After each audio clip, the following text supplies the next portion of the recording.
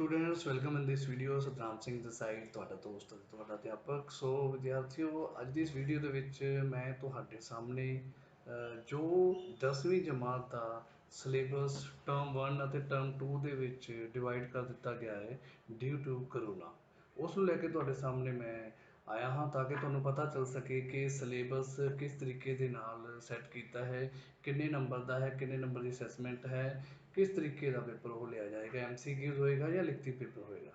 सो time ना waste करते हुए सब तो पहला आप गल करिए कि अप्रैल 2021 तो मार्च 2022 तक जो तुहाडा सिलेबस है, तुहाडे 10वीं बोर्ड की जमात है, ਉਹਦੇ ਬਾਰੇ ਆਪਾਂ ਗੱਲ ਕਰਾਂਗੇ। ਸੋ ਵਿਦਿਆਰਥੀਓ ਸਭ ਤੋਂ ਪਹਿਲਾਂ ਜੇਕਰ ਤੁਸੀਂ ਚੈਨਲ ਨੂੰ ਸਬਸਕ੍ਰਾਈਬ ਨਹੀਂ ਕੀਤਾ ਤਾਂ ਉਸ ਨੂੰ ਸਬਸਕ੍ਰਾਈਬ ਕਰ ਲਓ ਤਾਂ ਕਿ ਤੁਹਾਨੂੰ ਆਉਣ ਵਾਲੀਆਂ ਸਾਰੀਆਂ ਹੀ ਵੀਡੀਓਜ਼ ਮਿਲ ਸਕਣ ਜਿਹਦੇ ਵਿੱਚ ਟੈਸਟ MCQs ਸਾਰਾ ਕੁਝ ਹੋਵੇਗਾ। ਸੋ ਵਿਦਿਆਰਥੀਓ ਵੱਧਦੇ ਹਾਂ, ਟਾਈਮ ਨਹੀਂ ਵੇਸਟ ਕਰਦੇ। ਸਭ ਤੋਂ ਪਹਿਲਾਂ ਮੈਂ ਤੁਹਾਨੂੰ ਇਹ ਦੱਸਦਾ ਕਿ CBSE ਨੇ 2 ਟਰਮ ਦੇ ਵਿੱਚ ਤੁਹਾਡਾ ਸਿਲੇਬਸ ਜਿਹੜਾ ਹੈਗਾ ਡਿਵਾਈਡ ਕਰ ਦਿੱਤਾ ਹੈ, ਟਰਮ 1 ਅਤੇ ਟਰਮ 2। ਟਰਮ 1 ਦੇ ਵਿੱਚ ਸਿਰਫ ਤੇ ਸਿਰਫ MCQs ਬਹੁ ਵਿਕਲਪੀ ਪ੍ਰਸ਼ਨ ਹੀ ਪੁੱਛੇ ਜਾਣਗੇ 40 ਅੰਕ ਦੇ। ਦੁਬਾਰਾ ਕਹਿ ਰਿਹਾ, ਸਿਰਫ ਤੇ ਸਿਰਫ MCQs ਬਹੁ ਵਿਕਲਪੀ ਪੁੱਛੇ ਜਾਣਗੇ 40 ਅੰਕ ਦੇ, 10 ਅੰਕ ਦੀ ਅਸੈਸਮੈਂਟ। ਤੇ ਉਸੇ ਤਰੀਕੇ ਨਾਲ ਟਰਮ 2 ਦੇ ਵਿੱਚ ਜਿਹੜਾ ਸਿਲੇਬਸ ਹੈ ਉਹ ਵੀ 40 ਨੰਬਰ ਦਾ ਲਿਖਤੀ ਪੁੱਛਿਆ ਜਾਏਗਾ, ਲਿਖਣ ਵਾਲਾ ਹੋਏਗਾ, ਸਬਜੈਕਟਿਵ ਹੋਏਗਾ ਅਤੇ 10 ਨੰਬਰ ਦੀ ਅਸੈਸਮੈਂਟ। ਭਾਵ ਜਿਹੜੀ 20 ਅੰਕ ਦੀ ਅਸੈਸਮੈਂਟ ਸੀ ਉਹਨੂੰ 10-10 ਦੇ ਵਿੱਚ ਕਰਤਾ ਤੇ 80 ਅੰਕ ਦੇ ਪੇਪਰ ਨੂੰ 40-40 ਦੇ ਵਿੱਚ ਕਰ ਦਿੱਤਾ। ਸੋ ਵਿਦਿਆਰਥੀਓ ਆਓ ਵੱਧਦੇ ਹਾਂ, ਦੇਖਦੇ ਹਾਂ ਕਿ ਪਹਿਲੇ ਟਰਮ ਦੇ ਵਿੱਚ ਕਿਹੜੇ ਪਾਠ ਨਿਰਧਾਰਿਤ ਕੀਤੇ ਗਏ ਨੇ, ਕਿਹੜਾ ਸਿਲੇਬਸ ਹੈ ਅਤੇ ਸਾਰਾ MCQs ਆਏਗਾ। ਸੋ ਇੱਕ ਗੱਲ ਹੋਰ ਹੈ ਕਿ ਜਿਹੜਾ ਪਹਿਲੇ ਭਾਗ ਦੇ ਵਿੱਚ ਸਿਲੇਬਸ ਹੈ ਉਹ ਦੂਜੇ ਭਾਗ ਦੇ ਵਿੱਚ ਨਹੀਂ ਹੋਏਗਾ, ਭਾਵ ਅਲੱਗ-ਅਲੱਗ ਕਰ ਦਿੱਤਾ ਗਿਆ। ਸੋ ਧਿਆਨ ਦੇਈਏ, ਟਰਮ 1 ਦੀ ਪ੍ਰੀਖਿਆ ਲਈ ਪਾਠਕ੍ਰਮ ਅੰਕ ਵੰਡ ਨਵੰਬਰ ਤੇ ਦਸੰਬਰ ਦੇ ਵਿੱਚ ਬੱਚੇ ਤੁਹਾਡਾ ਪੇਪਰ ਹੋਏਗਾ ਇਹ, ਜਿਸ ਦੇ ਕੁੱਲ ਅੰਕ ਹੋਣਗੇ 40 ਤੇ 10 ਅੰਕ ਤੁਹਾਡੇ ਅਧਿਆਪਕ ਸਾਹਿਬਾਨ ਤੁਹਾਡੀ ਅਸੈਸਮੈਂਟ ਦੇ ਵਿੱਚੋਂ ਲਗਾਉਣਗੇ। ਸਭ ਤੋਂ ਪਹਿਲਾ ਪ੍ਰਸ਼ਨ ਜਿਹੜਾ ਹੈਗਾ ਰੀਡਿੰਗ ਸਕਿੱਲ ਦੇ ਉੱਤੇ ਆ ਬੱਚਿਓ, 2 ਅਣਡਿੱਠੇ ਪੈਰੇ ਆਣਗੇ, 2 ਅਨਸੀਨ ਪੈਸੇਜ। 2 ਅਨਸੀਨ ਪੈਸੇਜ ਜਿਹੜੇ ਹੋਣਗੇ ਉਹਨਾਂ ਦੇ ਵਿੱਚੋਂ 10 ਨੰਬਰ ਦਾ ਬਹੁ ਵਿਕਲਪੀ MCQs, ਦੂਸਰੇ ਨੰਬਰ ਤੇ 5 ਨੰਬਰ ਦੀ ਇੱਕ ਕਾਵ ਟੁਕੜੀ ਅਨਸੀਨ ਜਿਹੜੀ ਪੋਇੰਟ ਜੋ ਤੁਹਾਡੇ ਕੋਲ ਹੋਏਗੀ ਜਿਹੜੀ ਕਿ 5 ਅੰਕਾਂ ਦੀ ਹੋਏਗੀ। ਸੋ ਅਨਸੀਨ ਪੈਰਾਗ੍ਰਾਫ ਚੋਂ 15 ਅੰਕ ਆ ਗਏ ਤੁਹਾਡੇ। ਉਸ ਤੋਂ ਬਾਅਦ ਬੱਚਿਓ ਵਿਆਕਰਣ ਗ੍ਰਾਮਰ ਦੇ ਵਿੱਚੋਂ ਬਹੁ ਵਿਕਲਪੀ ਹੋਏਗੀ ਇਹ ਵੀ। ਤਾਂ ਸਭ ਤੋਂ ਪਹਿਲਾਂ ਜੇਕਰ ਆਪਾਂ ਗੱਲ ਕਰੀਏ ਵਿਆਕਰਣ ਦੇ ਵਿੱਚੋਂ, ਮੈਂ ਨਾਲ ਦੀ ਨਾਲ ਤੁਹਾਨੂੰ ਹਾਈਲਾਈਟ ਕਰੀ ਜਾ ਰਿਹਾ ਤਾਂ ਕਿ ਤੁਹਾਨੂੰ ਆਸਾਨੀ ਦੇ ਨਾਲ ਸਮਝ ਆ ਸਕੇ। ਵਿਆਕਰਣ ਨੂੰ ਮੈਂ ਯੈਲੋ ਕਲਰ ਦੇ ਵਿੱਚ ਕਰ ਦਿੱਤਾ ਹੈ। ਬੱਚਿਓ ਸਭ ਤੋਂ ਪਹਿਲਾਂ ਸਮਾਸੀ ਸ਼ਬਦ ਜਿਹੜੇ ਹੈਗੇ ਆ ਤੁਹਾਨੂੰ ਤੁਹਾਡੇ ਅਧਿਆਪਕ ਸਾਹਿਬਾਨ ਨੇ ਕਰਾਏ ਨੇ ਤੁਹਾਡੇ ਸਿਲੇਬਸ ਦੇ ਅਕੋਰਡਿੰਗਲੀ। ਇਹ ਤੁਹਾਡੇ 4 ਅੰਕ ਦੇ ਹੋਣਗੇ, ਬਹੁ ਵਿਕਲਪੀ ਹੋਣਗੇ, MCQs ਹੋਣਗੇ। ਉਸ ਤੋਂ ਬਾਅਦ ਬਹੁ ਅਰਥਕ ਸ਼ਬਦ, ਇਹ ਵੀ 4 ਅੰਕ ਦੇ, ਬਹੁ ਵਿਕਲਪੀ ਹੋਣਗੇ, ਭਾਵ MCQs ਹੋਣਗੇ। ਉਸ ਤੋਂ ਬਾਅਦ ਮੁਹਾਵਰੇ ਕੱਕੇ ਤੋਂ ਘੱਗੇ ਤੱਕ ਹੈ, ਵੈਸੇ ਕੱਕੇ ਤੋਂ ਝੱਜੇ ਤੱਕ ਹੈ ਬਟ ਤੁਹਾਡੀ ਫਸਟ ਟਰਮ ਦੇ ਵਿੱਚ ਕੱਕੇ ਤੋਂ ਲੈ ਕੇ ਘੱਗੇ ਤੱਕ ਹੀ ਮੁਹਾਵਰੇ ਕਰਨੇ ਨੇ। ਉਹਨਾਂ ਦੇ ਵਿੱਚੋਂ ਸਿਰਫ MCQs ਦੇ 2 ਅੰਕ ਆਉਣਗੇ। ਮੁਹਾਵਰਾ ਪੂਰਾ ਕਰਨਾ ਆ ਸਕਦਾ ਹੈ, ਮੁਹਾਵਰੇ ਦਾ ਅਰਥ ਪੁੱਛਿਆ ਹੋ ਸਕਦਾ, ਮੁਹਾਵਰਾ ਜਿਹੜਾ ਹੈਗਾ ਉਹਨੂੰ ਰੀਅਰੇਂਜ ਆ ਸਕਦਾ ਹੈ, ਜਾਂ ਤੁਹਾਨੂੰ ਕੋਈ ਅਰਥ ਦੱਸ ਸਕਦੇ ਆ ਜਾਂ ਨੀਚੇ 4 ਮੁਹਾਵਰੇ ਪੁੱਛ ਸਕਦੇ ਆ ਕਿ ਕਿਹੜਾ ਇਸ ਅਰਥ ਦੇ ਨਾਲ ਮੈਚ ਕਰਦਾ, ਭਾਵ ਕਿਸੇ ਵੀ ਤਰੀਕੇ ਦੇ ਨਾਲ। ਉਹ ਤੁਹਾਨੂੰ ਤੁਹਾਡੇ ਅਧਿਆਪਕ ਨਾਲ ਦੀ ਨਾਲ ਤੁਹਾਡੇ ਪ੍ਰੈਕਟਿਸ ਕਰਵਾਈ ਜਾਣਗੇ। ਸੋ ਉਸ ਤੋਂ ਬਾਅਦ ਵਿਦਿਆਰਥੀਓ 15 ਨੰਬਰ ਜਿਹੜੇ ਤੁਹਾਡੇ ਹੋ ਗਏ ਅਨਸੀਨ ਪੈਸੇਜ ਦੇ ਤੇ 10 ਅੰਕ ਤੁਹਾਡੇ ਹੋ ਗਏ ਵਿਆਕਰਣ 'ਚੋਂ। 25 ਅੰਕ ਹੋ ਗਏ, ਸੋ ਹੁਣ ਰਹਿ ਗਏ 15 ਅੰਕ। ਸੋ 15 ਅੰਕ ਤੁਹਾਡੀ ਨਿਰਧਾਰਿਤ ਪਾਠ ਪੁਸਤਕ ਜਿਹੜੀ ਹੈਗੀ ਆ ਉਹਦੇ ਬੇਸ ਦੇ ਉੱਤੇ ਤੁਹਾਡੇ ਤੋਂ ਪ੍ਰਸ਼ਨ ਜਿਹੜੇ ਹਨ ਉਹ ਪੁੱਛੇ ਜਾਣਗੇ। ਇਹਨੂੰ ਮੈਂ ਰੈੱਡ ਦੇ ਵਿੱਚ ਕਰ ਦਿੱਤਾ ਬੱਚੇ। ਸਭ ਤੋਂ ਪਹਿਲਾਂ ਬੇਟਾ ਕਵਿਤਾ ਦੇ ਵਿੱਚੋਂ ਜਿਹੜੀਆਂ ਤੁਹਾਡੀਆਂ ਕਵਿਤਾਵਾਂ ਨੇ ਉਹਨਾਂ ਦੇ ਵਿੱਚੋਂ ਤੁਹਾਡੇ ਪ੍ਰਸ਼ਨ ਪੁੱਛੇ ਜਾਣਗੇ 4 ਅੰਕ ਦੇ। ਵਾਰਤਕ ਜਿਹੜੇ ਹੈਗੇ ਆ ਇਹ ਮੈਂ ਅੱਗੇ ਨਾਲ ਦੀ ਨਾਲ ਤੁਹਾਡੇ ਨਾਲ ਡਿਸਕਸ ਕਰਾਂਗਾ ਕਿ ਕਿਹੜੇ ਲੈਸਨ ਨੇ ਤੁਹਾਡੇ ਉਹਦੇ ਵਿੱਚ ਆ ਰਹੇ ਨੇ। ਕਹਾਣੀ ਦੇ ਵਿੱਚੋਂ 3 ਅੰਕ ਦੀ ਹੋਏਗੀ। ਉਸ ਤੋਂ ਬਾਅਦ ਇਕਾਂਗੀ ਹੈ ਜਿਹੜੀ ਜਫਰਨਾਮਾ ਇੱਕੋ ਇਕਾਂਗੀ ਦੇ ਵਿੱਚ ਆਈ ਹੋਈ ਹੈ, ਉਸ ਤੋਂ ਤੁਹਾਡੇ 3 ਅੰਕ ਪੁੱਛੇ ਜਾਣਗੇ। 3 ਅੰਕਾਂ ਦੇ ਸਵਾਲ ਤੁਹਾਡੇ ਕੋਲੋਂ ਪੁੱਛੇ ਜਾਣਗੇ। ਸੋ ਵਿਦਿਆਰਥੀਓ 4, 5, 9, 3, 12 ਤੇ 3, 15 15 अंकों के प्रश्न तुहाडी पाठ पुस्तक तो पूछे जाएंगे, भाव 5 अंक वार्तक के सब तो ज़्यादा है, जिहदे विच बोली ते प्रार्थना के लैसन ने। ठीक है, हुण असीं अगे वधदे हां कि किहड़े-किहड़े लैसन तुहाडे आउणगे। सो सब तो पहला पाठ पुस्तक का नाम है ਸਾਹਿਤ ਮਾਲਾ।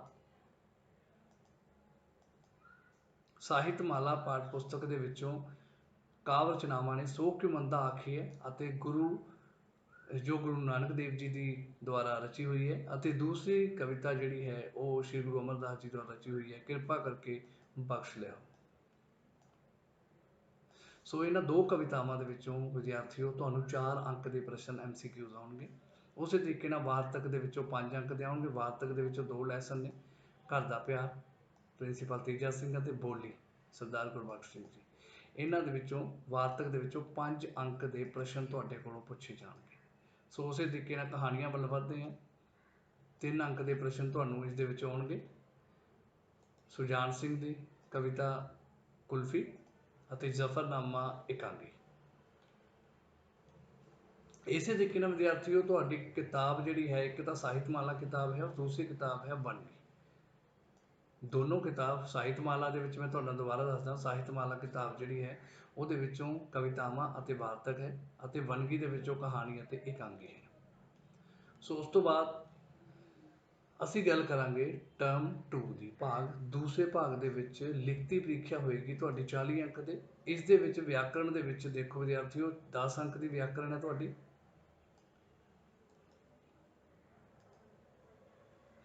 इस व्याकरण के तुसीं देखोगे अगेतर पिछेतर शब्द तुहानूं बनाउणा पैणगे, जो कि 4 अंक के होणगे। मुहावरे कक्के तो घग्गे तक सी, उस तो बाद चच्चे तो लैके झज्जे तक इन्हां नूं वाकां विच वरत के अर्थ स्पष्ट करने ने तुसीं। ये 4 अंक के 6 अंक के तुहाडे होणगे। इत्थे गलती नाल लिखे हुए ने 4, 1 गुणा 6 होएगा। सो 4 ते 6 10 अंक की तुहाडी व्याकरण। उस तो बाद प्रभावशाली लेखन कौशल जिहड़ा तुहाडा राइटिंग स्किल है, ऐसे 8 नंबर का आएगा तुहानूं। 3 ऐसे दिते होणगे, चॉइस बेस्ड होणगे, जिन्हां दे विचों तुसीं एक करना। ते उस तो बाद पत्र रचना निजी ਅਤੇ दफ्तरी, फॉर्मल ते इनफॉर्मल 2 पत्र दिते होणगे, जिन्हां दे विचों तुसीं एक जिहड़ी है वो लिखनी होएगी। सो उस तो बाद विद्यार्थियों असीं वधदे हां तुहाडी पाठ पुस्तक वाल। सब तो पहला अगर आपां गल करिए, ध्यान देना, 15 नंबर की तुहाडी पाठ पुस्तक होएगी। 1 अंक वाले जिहड़े प्रश्न अति छोटे उत्तर, एक शब्द वाले, एक लाइन वाले, कविता दे विचों 3 अंक दे। उस तो बाद छोटे उत्तरां वाले 2 अंक वाले प्रश्न जिहड़े 25 तो 30 शब्द दे होणगे, एक कहानी अते वार्तक दे विचों होणगे। वड्डे उत्तरां वाले प्रश्न भाव 50 तो 60 शब्द, जिन्हों 5 तो 6 लाइनां हो जांदियां, 7 लाइनां हो जांदियां। एक लाइन दे विच असीं मन के चलदे हां कि 10 शब्द हुंदे ने, ये भी चॉइस बेस्ड होएगी। ते एकांगी जिहड़ी होएगी उस दे विचों 2 वड्डे उत्तरां वाले प्रश्न आउणगे, जिन्हां चों तुसीं एक करना है, जिहड़ा कि 4 अंक दा होएगा।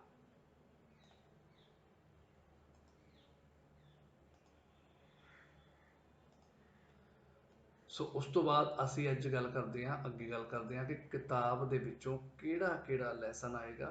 सो कवितावां पहलां सानूं आईयां सी, सो क्यों मंदा आखिए ते कृपा करके बख्श लैओ।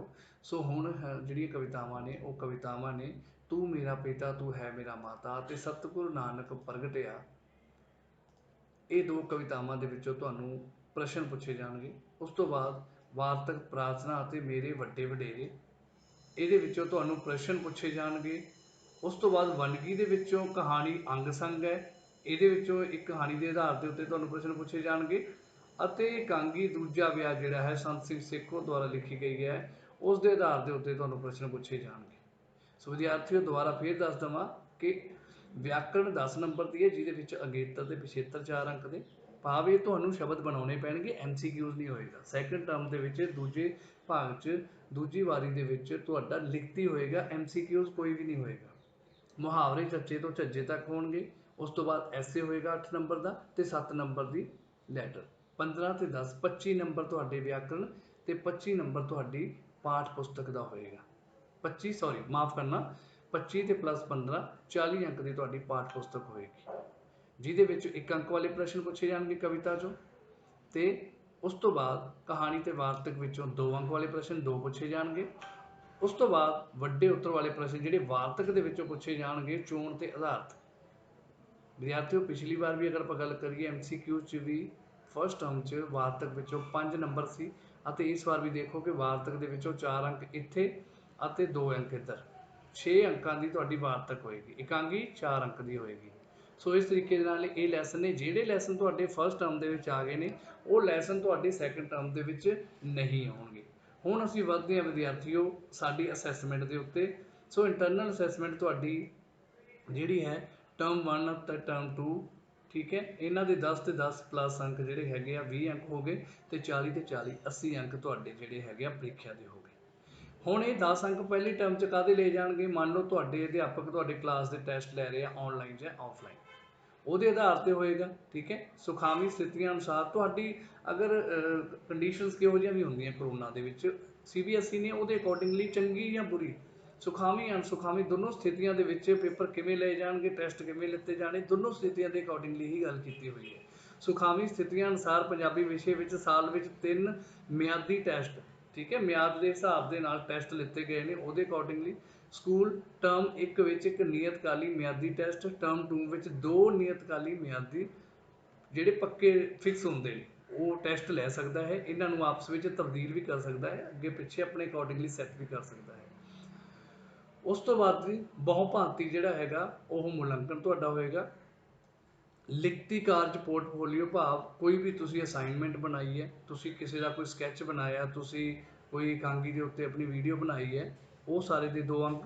ਵਿਦਿਆਰਥੀ ਸਮਰਿੱਧੀ ਕਿਰਿਆਵਾਂ ਪ੍ਰੈਕਟੀਕਲ ਹੋ ਗਿਆ, ASL ਹੋ ਗਿਆ, ਉਹਦੇ 3 ਅੰਕ। ਸੋ ਇਹ ਅੰਕ ਵੰਡੇ ਗਏ ਨੇ, 3 ਅੰਕ ਤੁਹਾਡੇ ਟੈਸਟ ਦੇ, 2 ਅੰਕ ਤੁਹਾਡੇ ਬਹੁਭਾਂਤੀ ਮੁਲਾਂਕਣ ਦੇ, 2 ਅੰਕ ਜਿਹੜੇ ਲਿਖਤੀ ਕਾਰਜ ਪੋਰਟਫੋਲੀਓ ਦੇ ਅਸਾਈਨਮੈਂਟ ਵਗੈਰਾ ਦੇ, ਤੇ 3 ਅੰਕ ਤੁਹਾਡੇ ਜਿਹੜੇ ਹੈਗੇ ਆ ਪ੍ਰੈਕਟੀਕਲ ਕਾਰਜ, ਬੋਲਣ ਸੁਣਨ ਕਾਰਜ ਕਿਰਿਆਵਾਂ, ਪ੍ਰੋਜੈਕਟ, ਕੁਝ ਵੀ ਆ ਸਕਦਾ ਹੈ। ਉਸ ਤੋਂ ਬਾਅਦ ਟਰਮ 2 ਦੇ ਵਿੱਚ 10 ਅੰਕ ਜਿਹੜੇ ਹੈਗੇ ਆ ਉਹ 3 ਅੰਕ ਉਵੇਂ ਹੀ ਟੈਸਟ ਦੇ ਆਧਾਰ ਦੇ ਉੱਤੇ, 2 ਅੰਕ ਜਿਵੇਂ ਬਹੁਭਾਂਤੀ ਮੁਲਾਂਕਣ ਸੀ 3 ਅੰਕ, ਸੋ 2 ਅੰਕ ਤੁਹਾਡੇ ਨੈਕਸਟ ਫੇਰ ਪੋਰਟਫੋਲੀਓ, ਸੇਮ ਉਹੀ ਤਰੀਕਾ। ਤੇ ਉਸ ਤੋਂ ਬਾਅਦ ਪ੍ਰੈਕਟੀਕਲ ਦੇ ਹਿਸਾਬ ਦੇ ਨਾਲ ਤੁਹਾਡੇ 3 ਅੰਕ ਆ ਜਾਣਗੇ।